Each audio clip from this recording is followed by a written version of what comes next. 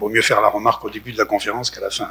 Ça m'est arrivé. Ça m'est arrivé déjà. Monsieur Puren, c'était apparemment intéressant, mais vous n'avez pas entendu votre conférence. Bien, je ne vais pas reprendre moi non plus les salutations, les remerciements que je dois aux uns et aux autres. Donc voilà, je salue quand même tout particulièrement en tant que didacticien les enseignants-chercheurs, les enseignants et les assistants ici présents. Et c'est surtout à eux un petit peu que je vais m'adresser, même si bien sûr ce sera une présentation plus institutionnelle et que demain je vais faire une intervention là didactique. Voilà, alors je vais... C'est pas trop fort, non, le son là? Non, un petit peu, hein. Voilà, merci.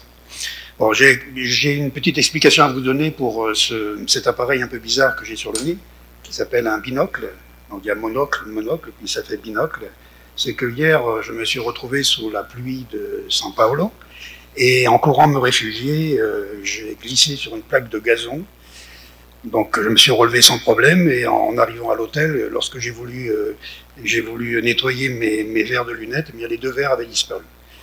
Et donc, heureusement, je dois une reconnaissance éternelle à une oculiste de São Paulo, près de l'hôtel où je suis, et qui m'a trouvé cet instrument que vous n'avez sans doute pas vu.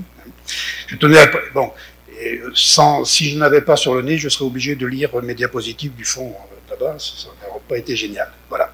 Bon, je tenais à le préciser parce que ce n'est pas une référence à ma référence politique Trotsky. J'ai passé la licence, la 3e année de licence en 68, donc en mai 68, voilà. Donc ce n'est pas une référence à Trotsky, voilà. Bon, ceci dit, je vais reprendre forcément au départ les idées dont Olivier Véron a parlé dans l'avant-propos du guide didactique que vous avez sous les yeux déjà.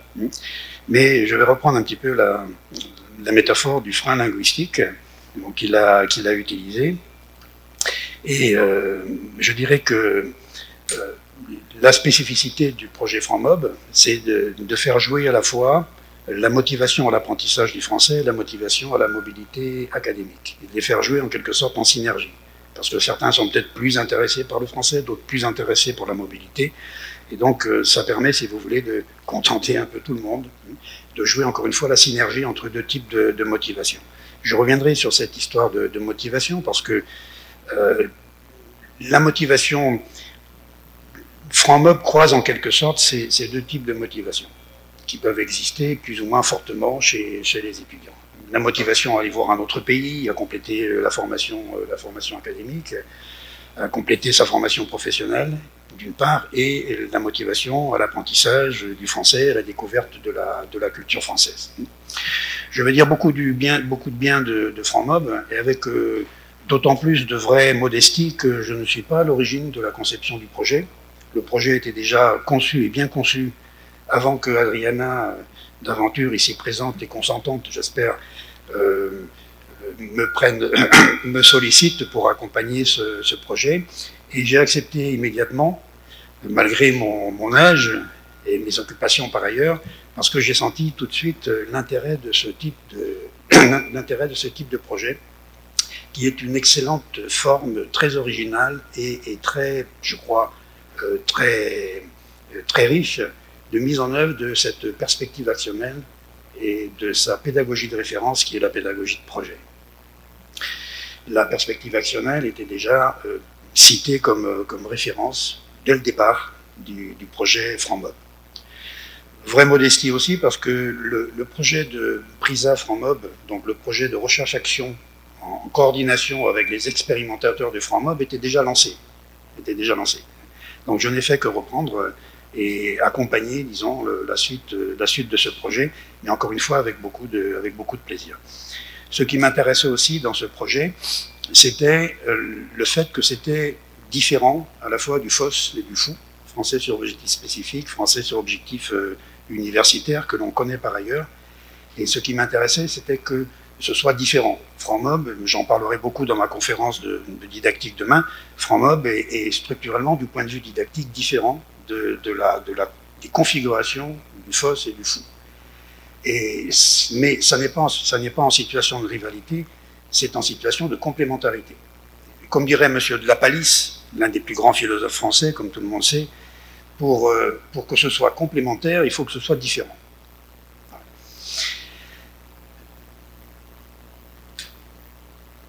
Alors, encore une fois, je reprends un petit peu les termes et même les idées d'Olivier Viron dans son avant-propos du guide didactique.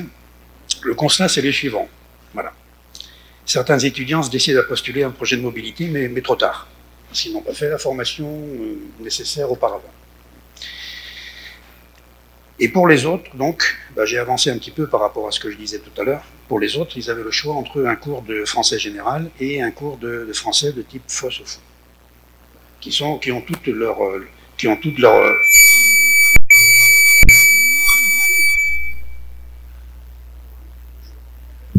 voilà. Aussi bien le cours de français général que le FOSS et le FOU ont leur domaine de légitimité, de validité et d'efficacité. Encore une fois, FranMob est un dispositif que j'estime complémentaire. Il est intéressant, il est complémentaire, encore une fois, parce qu'il est différent. Et si je suis intervenu un petit peu en aval de la conception initiale de FranMob, c'est justement pour creuser un petit peu cette différence. Alors, voilà, je vous laisse lire. Donc là aussi, c'est dit et bien dit dans l'avant-propos du guide didactique. Voilà, les deux objectifs proposés simultanément aux étudiants, c'est ça, apprendre le français, concevoir leur projet de mobilité académique. Et pour y arriver, eh bien, il y a deux buts qu'on se donne. Le premier, c'est ça, la constitution par chaque étudiant d'un dossier de candidature à la mobilité académique. Ça, c'est le but de la fin du projet 4. Hein. Pour l'instant, dans le guide que vous avez sous les yeux, il n'y a que le projet 1. Et le deuxième but, c'est donc la préparation à la présentation orale par le candidat.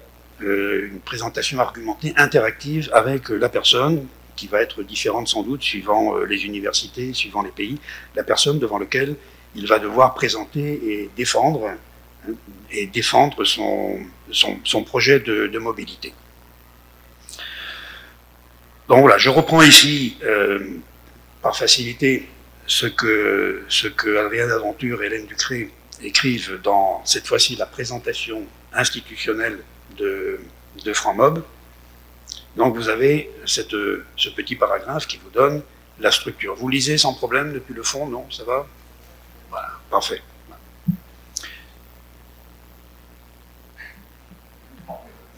Voilà, allez bien. Si vous me voyez avec un strabisme convergent très fort, ce sera parce que j'aurais tendance parfois à regarder le micro et la distance de ma bouche par rapport au micro. Voilà. Donc, voilà, pendant qu'on disait des bêtises, vous avez eu le temps de lire ce qui est là, qui est la structure donc, du guide pédagogique. Hein. Alors, je dis, il est structuré par projet. Comme je vous disais tout à l'heure, ce guide, pour l'instant, ne présente que les 3 mini-projets du premier projet.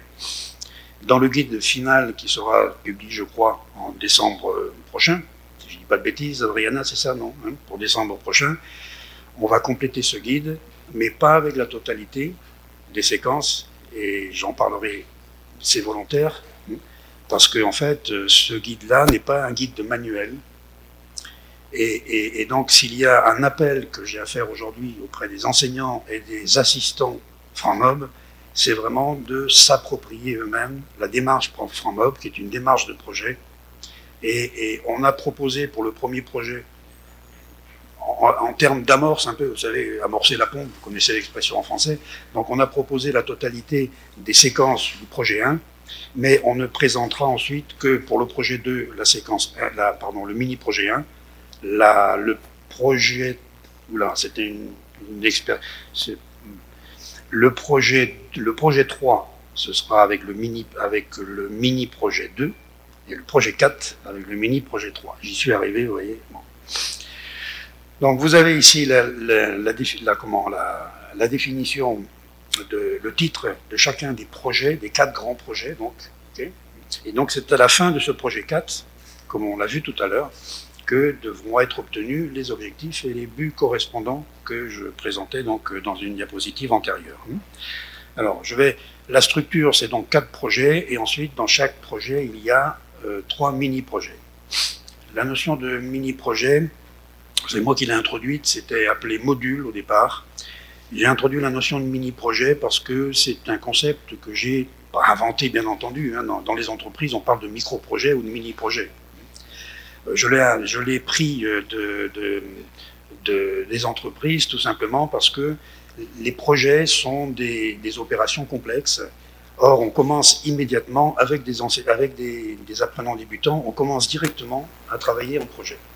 Donc il faut à tout prix, si vous voulez, réduire la complexité du projet de façon à ce que on puisse commencer à travailler le projet avec un niveau de français qui est quand même celui de débutant. D'où l'idée de diviser les projets en mini-projets que les enseignants, que les apprenants débutants vont pouvoir, malgré tout, et l'enseignant aussi, vont pouvoir gérer avec le niveau de langue correspondant. La notion de mini-projet, je l'ai utilisée déjà dans mes travaux beaucoup pour désigner la forme qui me paraît la plus aboutie de pédagogie de projet dans les manuels. Théoriquement, la pédagogie de projet, c'est vraiment pas compatible avec les manuels. Je pense que Célestin Freinet n'aurait jamais pensé faire des manuels, c'est évident. Mais le mini-projet va venir donc remplacer, si vous voulez, l'objectif de chaque unité didactique de manuel. Voilà. Donc j'ai emprunté ce concept de mini-projet pour remplacer la terminologie antérieure qui était celle de module. Ça me paraît plus cohérent, si vous voulez, avec la démarche de projet. Si j'ai vraiment un message à faire passer là pour les enseignants et les assistants, c'est de comprendre ce que c'est la pédagogie de projet. Parce que c'est ça, Franc-Mob, en fait. C'est la mise en œuvre de la pédagogie de projet dans un contexte particulier, avec des apprenants, des étudiants particuliers et un objectif particulier, j'aurais pu dire spécifique depuis le départ, bien entendu. Voilà. Alors, vous voyez par exemple comment le projet 1, envisager sa mobilité académique, va se décliner en 3 mini-projets. Ce ne sont pas des tâches. La notion de tâche est une notion où chaque tâche doit se faire l'une après l'autre. Dans les projets aussi, il y a des tâches. Mais là, dans les tâches, on est de l'ordre de la procédure. On fait une tâche, ensuite on fait une autre tâche. Et si on a réussi la première tâche, ensuite on va pouvoir commencer la deuxième. Ou sinon, on revient en arrière. La récursivité de la pédagogie de projet. Là, ces mini-projets sont des mini-projets eux-mêmes qui sont indépendants, qui ont donc une qualité de projet en tant que tel. C'est pour ça qu'on les appelle mini-projets et non pas des tâches. Alors, je me rappelle, lorsque j'ai découvert, c'est pas moi non plus qui est défini, qui est donné ces mini-projets. Ça existait déjà lorsque je suis intervenu en tant que conseiller scientifique sur ce projet-là. C'était déjà ça qui était prévu. Et ma première réaction a été de dire, oh là, mini-projet 2, mini-projet 3, déjà se situer dans les espaces universitaires de la francophonie, se préparer à organiser sur place son planning hebdomadaire, comment est-ce qu'on peut envisager ça alors que beaucoup d'apprenants, beaucoup d'étudiants n'ont pas peut-être encore l'idée de véritablement d'être en mobilité académique. C'est l'intérêt pour le français qui va les motiver finalement peut-être à faire de la mobilité académique. Donc ma première réaction, c'est de dire ça vient trop tôt. Et c'était une mauvaise réaction en fait. Parce que la notion même de projet, ça vient du fait qu'on se projette dans l'avenir. Et je vous parlais tout à l'heure de la motivation. Quoi de plus motivant justement que de demander à des étudiants très vite de se projeter là où ils vont être une fois qu'ils seront étudiants en mobilité. Et je pense que cette erreur didactique de principe se révèle être une vraie réussite de terrain. Je pense que ce sont les enseignants eux-mêmes, parce qu'ils étaient justement avec leurs étudiants dans les classes, se sont rendus compte qu'ils avaient besoin de motiver les étudiants, et que cette motivation passait justement par leur demander de se projeter déjà là où ils seraient. Et là où ils seraient, pas encore dans les amphithéâtres ou les cours, parce qu'ils n'ont pas encore décidé effectivement de la liaison entre la mobilité et leur formation, pas non plus dans les rues de Paris ou dans les rues d'une autre ville, mais dans un espace, si vous voulez, je vous disais tout à l'heure, il y a le français général, avec la vie quotidienne des Français, et puis il y a le FOSS et le FOU, où là on est déjà dans la spécialité. Et qu'est-ce que ces enseignants francs-mob ont senti de façon spontanée? Eh bien, ils ont pensé qu'il y avait un espace intermédiaire, c'est pour ça que je parle de complémentarité, un espace intermédiaire de vie quotidienne, qui n'est pas celle de la vie quotidienne des Français, ni de la vie dans les amphithéâtres et les cours. C'est la vie sur les campus. Et comme par hasard, si vous voulez, les deux enseignants, je pense que c'est quelque chose de séparément, les deux enseignants qui ont donné les séquences pour le projet 1 ont mis en avant véritablement la vie quotidienne sur les campus. Je me rappelle de Nina Layotte, qui est l'une de celles sur laquelle s'est basé l'essentiel de ces séquences, me disant, je me suis rendu compte qu'en fait, ce qui motivait les étudiants, enfin, les témoignages d'étudiants qu'elle recevait après leur mobilité, c'était de se dire, mais ce qui nous a le plus servi pour nous insérer sur place, non, c'est pas moi, je pensais. Ce qui nous a le plus servi pour, ça va comme ça? Ouais. Ce qui nous a le plus servi pour nous insérer sur place, ça n'est pas les cours, ça n'est pas les vies à l'extérieur non plus, c'est vraiment les amitiés, les relations qu'on a nouées sur le campus. Et voilà, si vous voulez, un espace de vie quotidienne que jusqu'à présent, je n'avais pas vu apparaître dans des dispositifs didactiques. D'insister sur cet espace intermédiaire entre le travail universitaire, pardon, je parle plus loin, je parle plus fort, je parle trop fort ou il me faut parler plus fort? Il faudrait que je parle plus fort. D'accord. C'est bizarre parce que moi je m'entendais parfaitement pourtant. Je vais vous raconter une blague. Enfin, c'est pas une blague, c'est une anecdote qui montre justement cet égocentrisme naturel qu'on a tous. C'est à la fin de ma première année de formation après l'agrégation d'espagnol, j'étais en stage et j'ai fait aussi une année de formation sur le terrain. Et je vous jure, c'est la dernière classe de mon année de stage d'agrégation que brusquement j'ai eu une révélation. Je me suis rendu compte que deux élèves qui rigolaient. Je me suis rendu compte brusquement que deux élèves qui rigolaient entre eux au fond de la classe, c'était pas forcément pour se foutre de ma gueule. Je me suis dit, mais pendant un an, j'ai surréagi complètement de travers, en prenant ce qui se passait en classe absolument comme venant de moi et revenant à moi, quoi. Il m'a fallu un an. Donc, comme on dit plaisamment parfois en français, je comprends vite, mais il faut m'expliquer longtemps. Alors, en l'occurrence, j'ai eu besoin d'une année d'expérience pour me rendre compte de ça. Voilà. Bon, excusez-moi, je me remets les binocles sur le nez. Voilà. Bien, on était sur cette diapositive.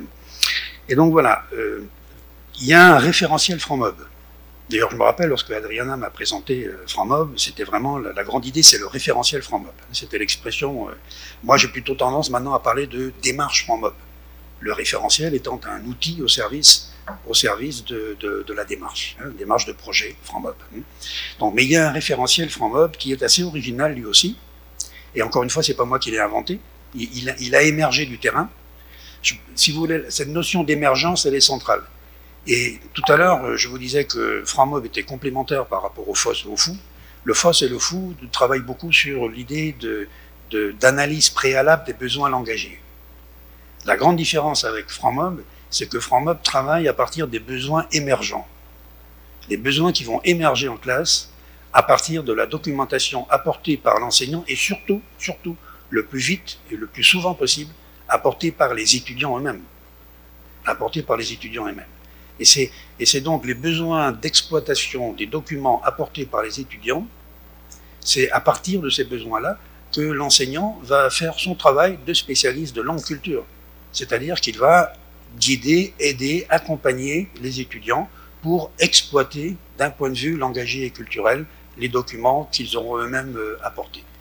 Donc, l'idée de ce guide que vous avez sous les yeux, avec les séquences, ces séquences ne sont absolument pas des modèles. Ce sont des illustrations de ce que 2 enseignants se sont retrouvés travailler comme documentation.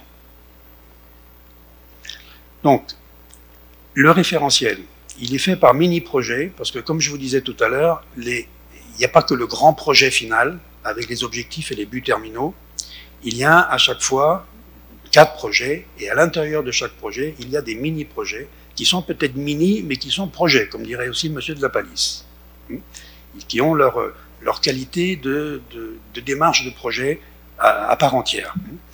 Et donc, chacun de ces mini-projets est défini par des objectifs opérationnels. Vous les avez sous les yeux, vous pouvez les retrouver à la page 34 de votre guide. Ça, c'est classique, un référentiel avec des objectifs opérationnels. Et puis, c'est aussi classique dans un référentiel, les ressources documentaires et les ressources culturelles. Ce qui est original, et encore une fois, c'est rien pas de moi, ce qui est original aussi dans ce référentiel FranMob, c'est qu'en fait, on s'arrête à une définition très générale des ressources.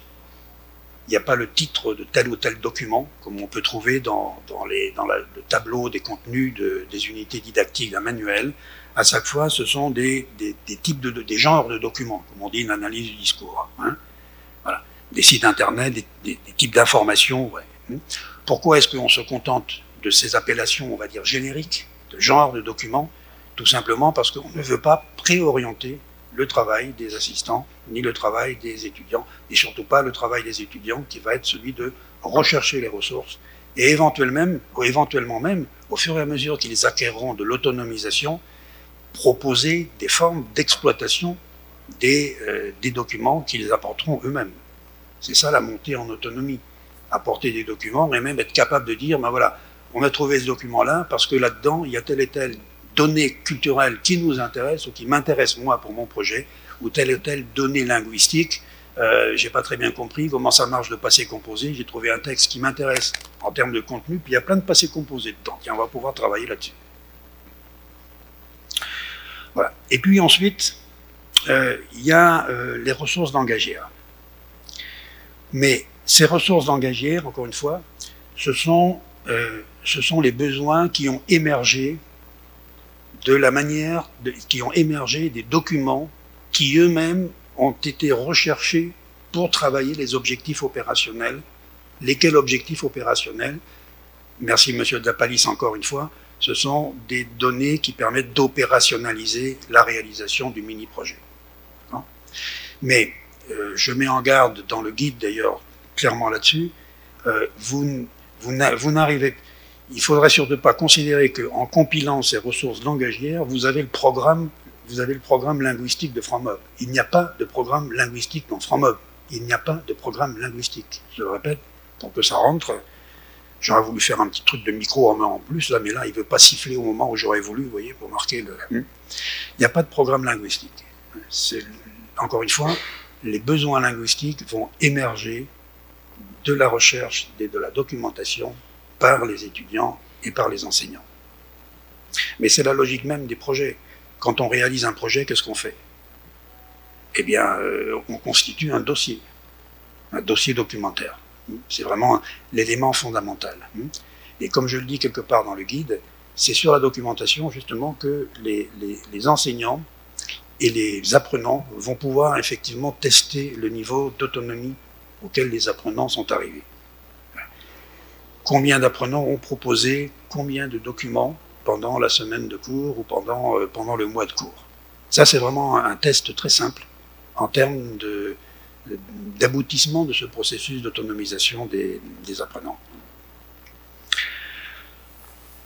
Voilà, donc je vous disais au départ que on m'avait présenté, on m'avait vendu FranMob, et je l'ai acheté tout de suite. On m'avait vendu FranMob en me disant c'est de la perspective actionnelle. De la part d'Adriana, c'était bien vu du point de vue stratégique, puisque j'ai beaucoup travaillé sur la perspective actionnelle. Elle a dû se dire, tiens, ben, purée, on va l'attraper avec le cebo, là, je sais pas comment on dit ça en français d'ailleurs, l'appât. Hein. Le mot espagnol m'est venu un peu. On va l'attirer avec la perspective actionnelle. Mais c'était un bon appât que j'ai gobé aussitôt.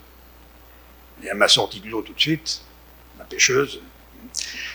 Parce qu'effectivement, FranMob est une mise en forme comme j'aurais pu en rêver, comme je pouvais en rêver, de la perspective actionnelle. Et encore une fois, parce qu'elle vient se situer de façon très originale par rapport à l'offre de cours, aux offres de cours actuelles. Voilà, donc vous avez, pendant ce temps-là, vous avez lu le fameux chapitre, le fameux paragraphe du cadre européen sur la perspective actionnelle. Donc, pourquoi est-ce que le référentiel Franc-Mob est un référentiel actionnel? Et ça, je reprends des parties de la présentation didactique, vous voyez, parce qu'il y a plusieurs types d'actions. Voilà, vous pouvez lire ce qu'il y a à l'écran. Ça va m'économiser la voix et le micro aussi. Voilà. Donc ça, en page 7, vous avez l'explication pourquoi c'est un référentiel actionnel, pourquoi la perspective actionnelle et sa pédagogie de référence, qui est la pédagogie de projet, pourquoi elles se sont imposées naturellement dans Franc-Mob, eh bien c'est parce que justement on veut accompagner des projets de mobilité. Ce sont les objectifs, ce sont les buts finaux de Franc-Mob qui naturellement ont orienté vers la pédagogie de projet et la perspective actionnelle.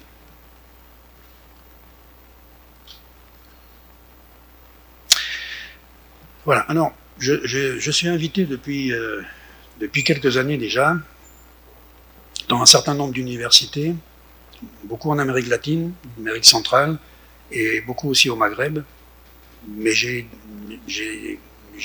fait des séminaires aussi là-dessus, en France, sur la rénovation de la pédagogie universitaire. Alors je crois qu'il y a des collègues canadiens ici, je crois.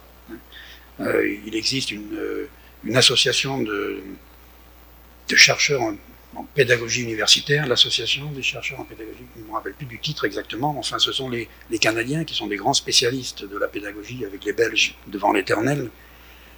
Ce sont les Canadiens qui ont lancé cette association de pédagogie universitaire. Là, je crois que c'est le titre, l'association de pédagogie universitaire. Le premier colloque a eu lieu, ça fait déjà un certain temps, je crois que c'était en 86 à Rabat. Et je suis breton d'origine, donc j'ai remarqué que le prochain colloque, qui est le 32e de pédagogie universitaire, il va avoir lieu à Rennes, la capitale de la Bretagne, en juin ou juillet prochain, je crois. Voilà. Donc, là, on parle beaucoup actuellement de rénovation de la pédagogie universitaire. Vous voyez que ça a commencé déjà il y a un certain nombre d'années avec le succès qu'a rencontré la pédagogie inversée chez les universitaires, chez certains universitaires. Pourquoi? Parce que la pédagogie inversée, ça prend complètement à contre-pied le cours magistral. Et donc dans les universités qui sont très focalisées sur le cours magistral, l'enseignant d'un seul coup se retrouve sans cours magistral à faire.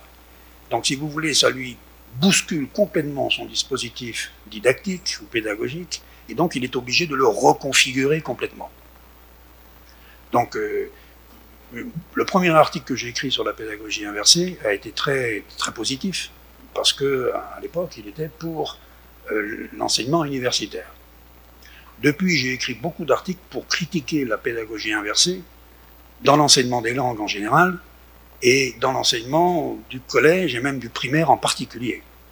Pourquoi? Parce que ça fait très longtemps, depuis un siècle, qu'il n'y a pas vraiment de cours magistral dans l'enseignement des langues. Il y a même les professeurs les plus traditionnalistes, ils vont faire de la grammaire-traduction si vous voulez, mais c'est pas un cours, ils ne vont pas faire un cours magistral de linguistique. Donc ce qui sert pour l'université ne sert pas forcément pour l'enseignement scolaire. Et puis il y a une deuxième raison, c'est que la grande révolution de l'enseignement des langues, qui se passe à la fin du 19e, début du 20e siècle, au moment où les gens avaient encore des binocles sur le nez, comme moi, cette grande rénovation-là, c'est elle qui a inversé ce qui se passait auparavant. Dans la pédagogie traditionnelle et la méthodologie traditionnelle, le prof ne faisait pas cours. Il donnait le travail à faire à la main, il donnait les traductions à faire ou les révisions de grammaire à faire à la maison ou en études. Et ensuite, en classe, il corrigeait les traductions, il faisait réciter les points de grammaire. C'était ça la pédagogie traditionnelle. Et la première inversion pédagogique, ça a été justement la méthodologie directe, avec ce grand argument, si on veut vraiment que les élèves commencent à travailler sur un document en langue étrangère, directement en langue étrangère, ils ne peuvent pas le faire chez eux, parce qu'ils vont sauter sur la grammaire et sur le dictionnaire. Donc il faut que l'approche des textes se fasse en classe. Et je me rappelle un grand pédagogue, un grand didacticien de langue de l'époque, qui s'appelait Adrien Godard, je lui rends hommage au passage, professeur d'allemand de son état. Il fait une conférence en 1902, le plus à l'est possible, c'est-à-dire à Nancy, parce qu'à l'époque, les Allemands occupaient l'Alsace et la Lorraine, d'accord? Et donc il commence sa conférence en disant « Mes chers amis, j'ai une très très mauvaise nouvelle à vous annoncer. Jusqu'à présent, c'est les élèves qui préparaient le cours, maintenant ça va être à vous de préparer les cours. » Qu'est-ce que fait la pédagogie inversée en langue? Elle inverse l'inversion modernisatrice. Et donc l'un des articles que j'ai écrit, c'est la pédagogie inversée en langue, une révolution réactionnaire. C'est une réaction. Donc il faut faire très attention effectivement à ça. Bon, je ne sais pas pourquoi j'ai dit ça, je parlais de pédagogie universitaire. On va changer votre micro. D'accord. Tant qu'on ne me change pas mes lunettes avec lesquelles je vois, je suis d'accord pour changer tout.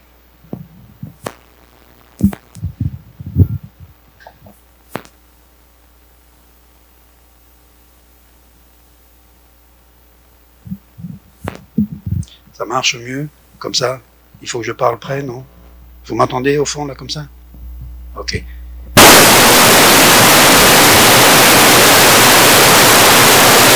Revenu en particulier, vous voyez, alors, qu'est-ce qu'il y a pour moi les deux piliers de la révolution, de la rénovation actuelle de la pédagogie universitaire? Si je parle de ça, c'est parce que je crois que les cours francs-mob, qui sont faits à l'université, donnent un modèle de modernisation de la pédagogie universitaire. Tout simplement, excusez du peu. C'est un modèle de rénovation de la pédagogie universitaire pour l'ensemble des cours, y compris des cours scientifiques ou des cours de technologie dans les universités technologiques. Les deux piliers de la rénovation actuelle de la pédagogie universitaire, c'est la culture de projet et c'est la culture numérique. Donc si on commence par la culture de projet, je ne sais pas si vous connaissez ce très bon ouvrage qui n'est pas tout récent, qui est de 1990, de Jean-Pierre Boutinet, vraiment un très très bel ouvrage. J'ai vraiment pris un grand plaisir intellectuel en le lisant. Il s'intitule L'anthropologie de projet, l'anthropologie du projet, où il montre que, pas seulement en management d'entreprise, mais dans absolument tous les domaines de la société, la notion de projet occupe tout l'espace intellectuel. Donc vous voyez les différents types de projets, projets adolescents, projets vocationnels, des projets de formation, de soins, d'aménagement spécial, le projet de recherche, tout se décline en fait, toute action sociale d'une certaine complexité, le modèle unique actuel de conduite d'une action sociale d'une certaine complexité, c'est les projets. Bon, il y a ici des gens d'ambassade, bon, les ambassades aussi fonctionnent bien entendu par projet, la démarche de projet. C'est une démarche qui est, encore une fois, c'est le mode actuellement généralisé de conduite des actions complexes. Et l'action de préparation à la mobilité est un projet complexe. Parce qu'il met en cause un certain nombre de facteurs. Voilà, bon, vous avez eu le temps de lire le reste. J'aime bien ici, vous voyez, le projet de retraite avec entre retrait et retraitement. Ça m'a... La première fois que je l'ai lu, je n'étais pas encore à la retraite, mais je suis à la retraite depuis 2008 maintenant. Donc entre retrait et retraitement, je trouve que c'est une bonne formule. Bon, comme je dis parfois, je suis à la retraite administrative, mais gracias a Dios, comme on dit, pas encore neurologique. Alors, cette idée de la démarche de projet, elle donne forcément l'idée de faire fonctionner. Ça fait depuis... C'est en 1998, j'ai fait une conférence une conférence au congrès de l'UPLEGES, qui est l'Union des professeurs de langue des grandes écoles en France. Et ils ont fait leur colloque à l'école supérieure des mines de Saint-Étienne, qui est vraiment une des grandes écoles des mines françaises, certains d'entre vous le savent. Il se trouve qu'un certain nombre d'années plus tard, je me suis retrouvé professeur à Saint-Étienne, mais il n'y a aucun rapport, non? Ça a été. Et ça fait depuis 1998 qu'à chaque fois que j'ai l'occasion de le faire, et c'est encore une occasion ici, je redonne cette idée que la classe de langue, même dans les formations scientifiques, dans les formations technologiques, le professeur de langue, que ce soit d'anglais, d'allemand, de chinois, de français bien entendu, c'est pas un professeur. Il peut ne pas se limiter à la fonction de quelqu'un qui va donner une compétence de communication que les étudiants utiliseront plus tard dans leur travail. Parce que là, vous comprenez qu'en termes de motivation, ça ne va pas. Il y a un décalage dans le temps. Un professeur de langue peut faire fonctionner sa classe de langue comme un incubateur de conduite de projet, un incubateur co-culturel. La notion de co-action, c'est une notion qui apparaît en management d'entreprise depuis très longtemps. Je me suis beaucoup inspiré des ouvrages de management d'entreprise, parce que les formateurs sont de redoutables professionnels, et surtout les entreprises internationales sont confrontées depuis très longtemps à un problème que la didactique des langues a découvert beaucoup plus tardivement. Dans les grandes entreprises internationales, vous avez les cadres qui sont de cultures, de langues très différentes. Comment on fait fonctionner de manière efficace, au profit de l'action de l'entreprise, comment on fait fonctionner une équipe de cadres qui viennent de pays très différents et qui sont de cultures très différentes? Eh bien justement, il faut créer ce que depuis longtemps en management d'entreprise, on parle de la culture d'entreprise, la culture de telle et telle entreprise. Et il y a même des séminaires d'éthique. Alors moi, vous avez compris avec Trotsky, la référence que je faisais tout à l'heure, la première fois que j'ai vu que dans les entreprises, ils faisaient des séminaires d'éthique, je me suis dit, tiens, voilà le gros capitaliste avec son chapeau melon, là, son gros cigare, qui se donne bonne conscience en faisant faire des séminaires d'éthique à ses cadres. Eh ben, c'était une erreur. C'était une erreur, parce que une des manières de dépasser les différences culturelles, c'est justement de faire appel à des valeurs transculturelles. Et c'est ça l'éthique, justement. C'est de réfléchir sur ce qui rapproche les gens au-delà même des différences culturelles. Voilà. Les valeurs transculturelles ou les valeurs universelles qu'à mon époque trotskiste, vous avez compris qu'on considérait ça comme de la grosse manipulation bourgeoise. Mais c'est vrai que toute la colonisation occidentale, excusez du peu, a été faite au nom des valeurs universelles. Et donc, il y avait de quoi être un peu suspect. Mais vous voyez aussi comme quoi les droits de l'homme, maintenant, se sont réimposés dans l'espace public. D'accord ? Et une société ne peut fonctionner que si, au-delà, le multiculturel ne fonctionne pas. Le multiculturel ne peut pas fonctionner tout seul. Il faut qu'il y ait de l'interculturel, c'est-à-dire du respect mutuel, mais il ne suffit pas de se respecter, il faut travailler ensemble. Il faut faire société ensemble, et dans une société, dans l'autre sens du terme, dans une entreprise, il faut travailler collectivement. La notion de faire société en France, par exemple, beaucoup de pédagogues disent depuis longtemps que l'école française est en difficulté, d'une part parce qu'il n'y a plus de faire société du point de vue du projet politique, et donc il n'y a pas non plus de faire société dans la classe. Et les élèves dans une classe, on ne peut pas se contenter de leur demander de se respecter les uns les autres, parce qu'ils sont là avec l'enseignant pour réaliser un projet, qui est le projet d'enseignement-apprentissage. Donc il faut qu'ils aient une culture commune d'enseignement-apprentissage. Et c'est ce qu'en font spontanément tous les enseignants au début, lorsqu'ils expliquent, par exemple, l'explication des consignes. Qu'est-ce que c'est les consignes? C'est du co-langage. C'est le langage commun dont on a besoin pour travailler ensemble. Et dans les études qui ont été faites sur les cultures d'entreprise, ils montrent l'importance des mots communs. Il y a des mots qui font partie de l'histoire de l'entreprise et qui permettent aux gens, en quelque sorte, lorsqu'ils utilisent ces mots-là, ils se sentent faire partie de la même communauté. Okay? Donc voilà, alors je vous renvoie à la page 8 du guide Framhomme, où vous trouverez cette idée-là que j'expliquais, donc, que je présentais en 1998 déjà, vous voyez. Il n'y a pas que moi qui soit rapide, mais à qui il faille expliquer longtemps de certaines choses. Voilà. Le professeur Framhomme, le professeur qui travaille avec Framhomme, est un professeur qui doit être conscient qu'en faisant travailler la démarche de projet, il rend service au-delà du français, au-delà de la mobilité, il rend service à la formation intellectuelle des étudiants. Parce que ces étudiants-là, si déjà à l'université, ils ne font pas, il n'y a pas de pédagogie de projet, le projet, ils vont les rencontrer en entreprise. Et ils vont en avoir besoin aussi dans leur vie personnelle. Je vous renvoie à ce que disait Boutinet dans l'anthropologie du projet. Le projet, on le retrouve partout maintenant. Voilà, vous avez eu le temps de lire ça.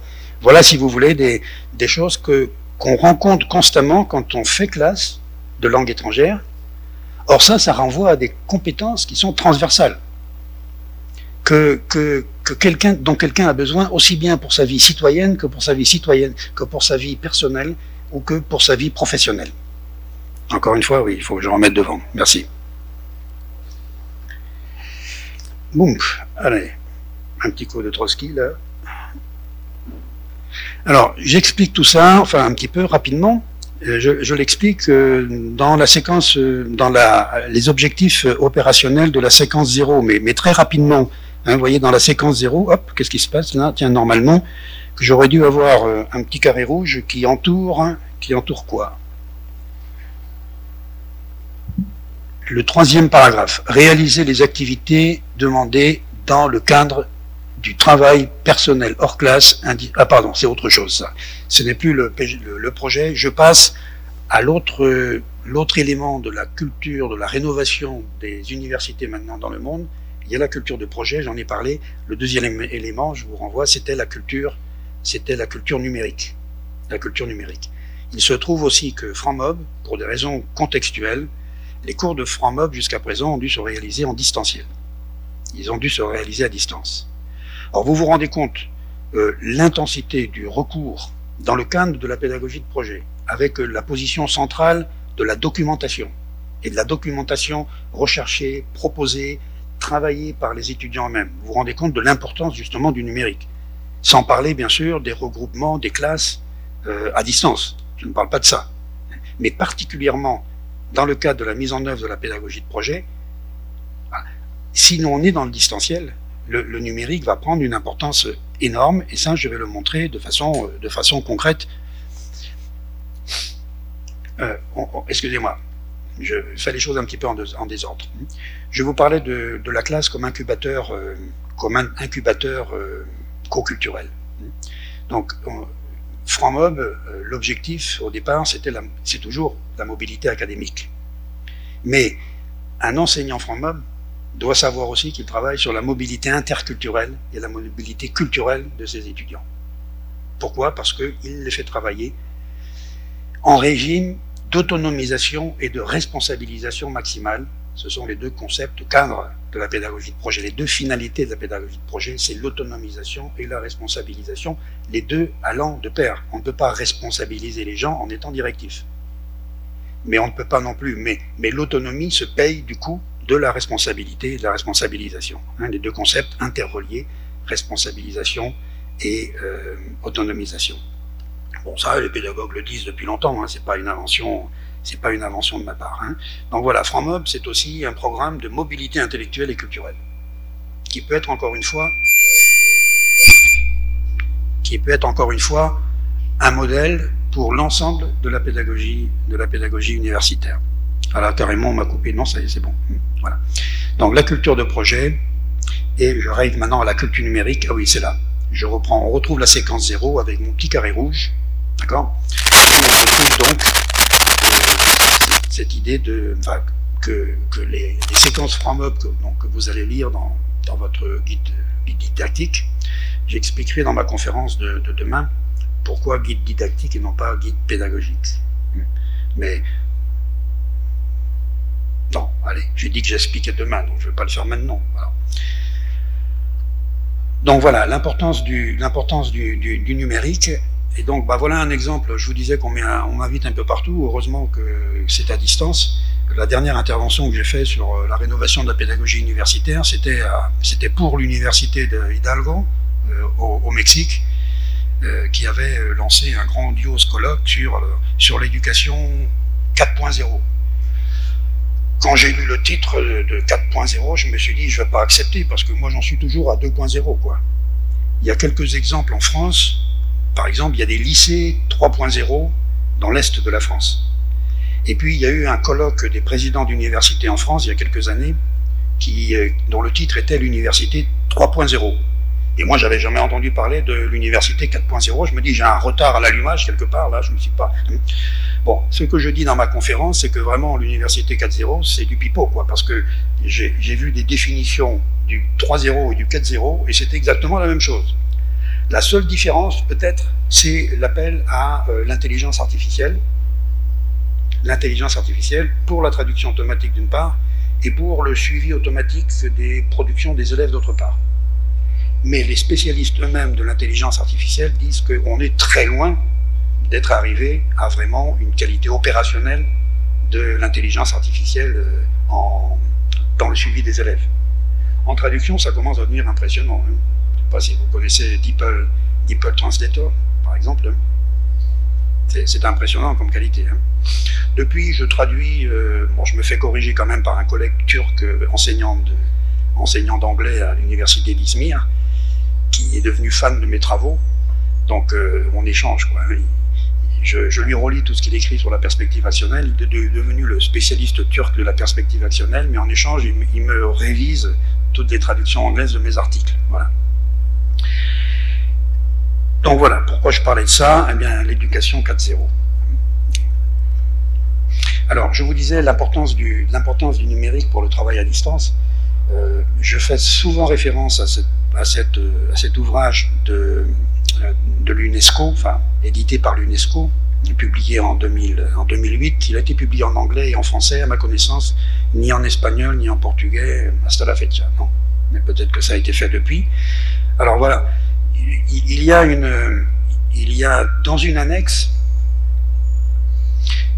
on dit parfois que c'est les notes de bas de page qui sont les plus importantes dans certains articles. Je ne sais pas si vous avez remarqué. Parce que c'est là justement la nouveauté. C'est là qu'on met des petits coins là dans les différences, dans les notes de bas de page. Il faudrait commencer par lire les notes de bas de page. En tout cas, si on ne prend pas de notes sur les notes de bas de page, c'est inquiétant en termes de qualité de lecture et de compréhension. Et puis aussi, pourquoi je parlais de ça déjà? J'ai perdu mon train. Je parlais de la lecture. Bon, et oui, et il faut lire aussi les annexes parfois, parce que c'est là aussi qu'on trouve les idées intéressantes. Et en l'occurrence, voilà, ça c'est une annexe de ce document que je vous ai montré, et qui en fait, c'est comme un scénario actionnel, qui est un scénario d'action. C'est la série d'actions nécessaires pour ce qu'on appelle en français la maîtrise de l'information, knowledge management en anglais, parce que ça fait très longtemps qu'en entreprise, on parle de la gestion de l'information, parce qu'on est sur le projet. Parce qu'on est sur des projets, et donc des actions complexes. Et donc l'information est stratégique par rapport au projet. Comme elle est devenue stratégique aussi. Elle est stratégique dans les cours FranMob. Et ce que j'ai mis en rouge ici, vous voyez, c'est ce que facilitent les nouvelles technologies.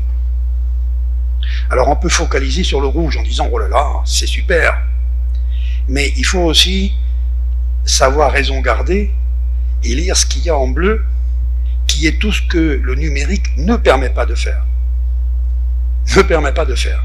Donc vous avez parfois des technophiles, sinon des technolâtres, des adorateurs des nouvelles technologies, qui oublient que, quelle que soit la manière dont la numérisation peut aider à la sélection des textes, à la traduction des textes, tout ce que vous voulez, eh bien il faut quand même l'avoir compris.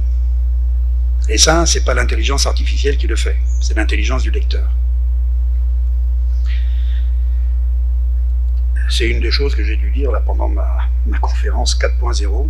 J'ai commencé par dire que bon, j'intervenais dans ce colloque 4.0, mais j'avais toujours pas compris quelle était la différence entre 3.0 et 4.0. Ouais. Bon. J'ai pas reçu de tomates, surtout que c'était à distance en l'occurrence. Alors, je vous disais que ce qui m'intéressait dans FranMob, c'est d'une part donc cette démarche de projet qui est mise concrètement en œuvre, et donc qui va donner, si vous voulez, à la démarche FranMob une très grande cohérence, puisqu'on est à la fois sur des projets individuels de mobilité, et on prépare ces projets de mobilité individuels de façon collective. Donc c'est aussi un projet collectif de mobilité personnelle. C'est paradoxal, mais c'est extrêmement formateur, parce que justement, je ne sais pas ce qu'il en est au Brésil, mais un des reproches que font tous les chefs d'entreprise au cadre français, c'est qu'ils ne savent pas travailler collectivement. Et c'est vrai que le français est individualiste, même au niveau de l'entreprise. Savoir travailler personnellement, parce qu'on est créatif, parce qu'on a sa propre culture, parce qu'on peut apporter des propres choses, tout en ne desservant pas le travail collectif. Vous voyez, cette articulation entre l'individuel et le collectif, elle est stratégique. Et encore une fois, pas seulement dans FranMob, mais dans sa vie personnelle, dans sa vie citoyenne et dans sa vie professionnelle. Okay. Donc,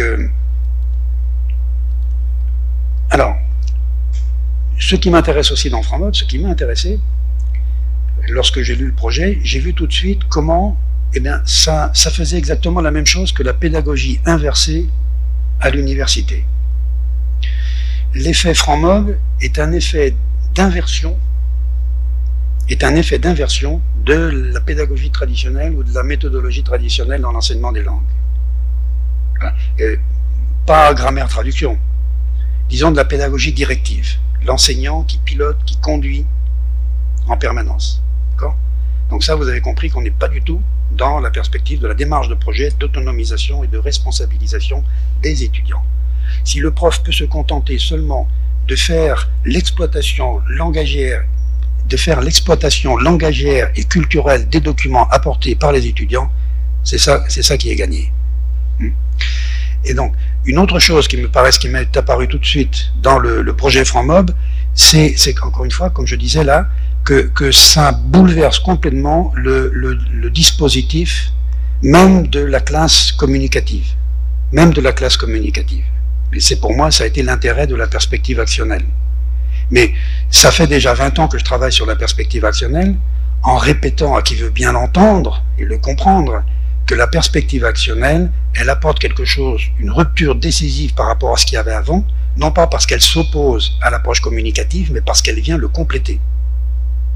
Et que désormais, un enseignant qui progresse n'est pas un enseignant qui remplacerait quelque chose qu'il faisait auparavant par autre chose qui serait nouveau, c'est un enseignant qui vient ajouter d'autres moyens d'action aux moyens d'action qu'il a déjà auparavant.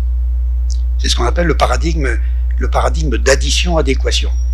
Il faut disposer de modes d'enseignement très différents pour gérer, bien entendu, la pédagogie différenciée, mais aussi parce que à tout moment, les besoins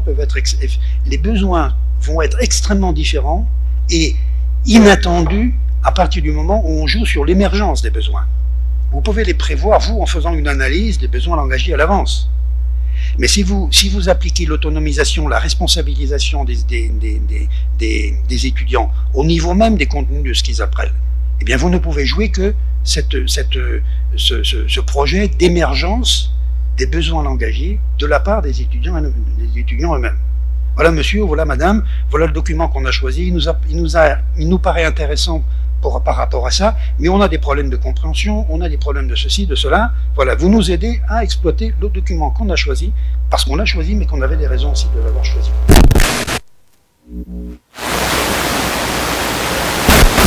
On le dit aussi en pédagogie. Et ça, c'est une inversion par rapport à la pédagogie directive, qui est quand même quelque part dans l'analyse préalable des besoins langagiers. C'est une analyse des besoins langagiers des étudiants, mais qu'on se permet de faire avant même d'avoir vu les étudiants pour la première fois. Et ça, j'en parlerai beaucoup dans ma conférence didactique de demain, en faisant allusion à un didacticien suisse qui s'appelle Ronny Richterich, qui a écrit un très bel article qui s'appelle « L'antidéfinition des besoins langagiers ». Si vous voulez ne pas être directif dans vos cours, il ne faut pas faire d'analyse préalable des besoins langagiers, parce que sinon vous arrivez en disant « voilà, je connais mieux que vous ce dont vous avez besoin ». Non, avec des étudiants qui maintenant ont Internet, dans une démarche de projet, ce type de raisonnement n'est plus valable, il n'est plus crédible. Alors, de la même manière que les besoins langagiers émergent au fur et à mesure du travail, eh bien, ce que j'ai vu aussi dans le travail de FranMob, c'est l'émergence de problématiques, de nouvelles problématiques didactiques. Donc, le dispositif est modifié complètement, et donc, on va revoir, Adriana ne connaissait pas l'expression, on va revoir à nouveau frais, vous la connaissez en français, revoir à nouveau frais, ça veut dire revoir de fond en comble, à la base, un certain nombre de problématiques didactiques qu'on connaît déjà.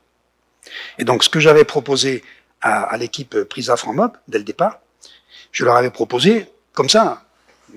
Ils n'étaient pas obligés d'en choisir ni l'une ni l'autre, ils pouvaient en choisir d'autres, mais vous vous rendez compte le nombre de problématiques didactiques qui tout de suite me sont apparues comme devant être revisiter complètement dans le cadre de FranMob. D'accord ?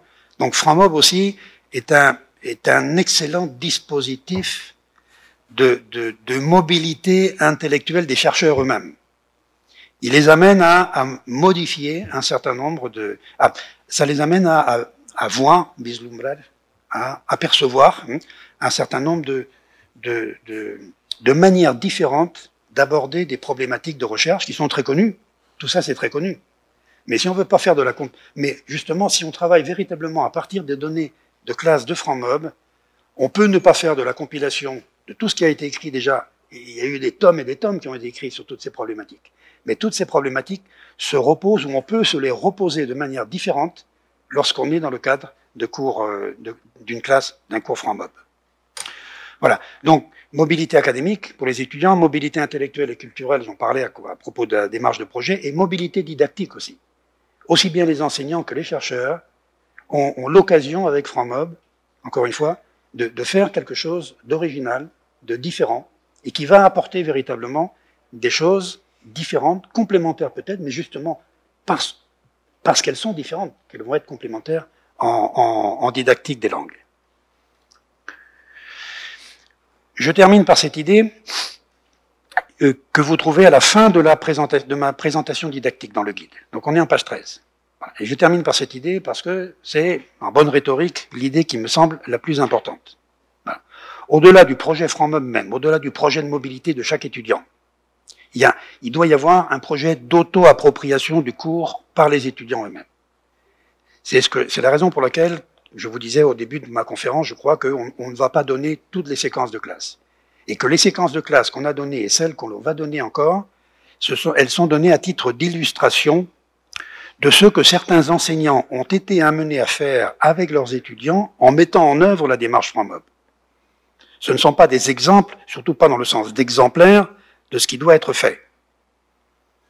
Ce sont des témoignages de ce que les étudiants, de ce que ces enseignants ont été amenés à faire en justement travaillant en collaboration avec leurs étudiants. Voilà. Et donc, voilà ce que je dis aussi à la fin, c'est que maintenant, Internet, ça permet aussi de faire des sites, ça permet de faire des sites coopératifs, des sites collaboratifs. Donc, c'est un appel de ma part. Je crois que c'est pourquoi est-ce que les enseignants FranMob, avec la collaboration des chercheurs, mais ils peuvent commencer sans eux, éventuellement, ne créent pas un site, non pas seulement coopératif, mais collaboratif, c'est-à-dire, bon, ça aussi j'en parlerai dans ma conférence de demain en didactique, des enseignants de 3 disciplines qui ont créé les premiers sites coopératifs au départ. Il y a eu WebMath pour les mathématiques, des enseignants de mathématiques. Si vous allez dans Césamath, S-E-S-A-M-A-T-H, vous allez trouver un site où les enseignants de mathématiques qu'ils ont lancé déjà depuis une vingtaine d'années et sur lequel ils sont arrivés à créer des manuels de mathématiques. Ils les ont créés de façon collaborative sur la plateforme, avec des interventions, des améliorations constantes. Il y a eu Clionote. Clio, c'est la déesse de l'histoire en Grèce. Donc c'est le site des historiens. Et puis il y a eu Weblettres, en un seul mot, tout ça, qui est le site des professeurs de français langue maternelle en France. J'ai étudié l'évolution de ces sites. Au début, c'était des sites coopératifs, c'est-à-dire qu'ils mettaient leur préparation de classe, ils partageaient leur préparation de classe. C'était du communicatif. Mais très vite, ils se sont rendus compte qu'ils pouvaient aller beaucoup plus loin. Et ils sont allés dans des préparations collectives de cours. Et dans le cas de Césamath, comme je vous disais, c'est même allé jusqu'à l'élaboration collective de manuels. Donc c'est ça mon appel, si vous voulez, à cette appropriation. Il faut que les enseignants FranMob se mettent dans la même démarche du point de vue didactique qu'ils veulent mettre les élèves du point de vue de l'apprentissage. Se mettre dans la tête qu'ils sont aussi dans un projet d'auto-formation didactique, d'amélioration didactique des productions qu'ils pourront faire. Et donc c'est vraiment un appel très pressant, et je pourrais éventuellement les aider, non pas pour la création du site, il y a sûrement de plus compétents que moi, mais éventuellement pour des accompagnements, pour des questions d'organisation, d'orientation didactique, pour qu'ils créent un site collaboratif des enseignants francs-mob qui vont leur permettre de se mettre dans une démarche de recherche. Et je pense qu'en se mettant dans cette démarche de recherche, ils vont ressentir très vite le besoin aussi de faire appel aux chercheurs universitaires, de façon à ce que cette recherche-action dont on parlait tout à l'heure, que cette recherche-action se prolonge au-delà même du projet franc-mob. Donc voilà, longue vie à franc-mob, encore une fois. Merci.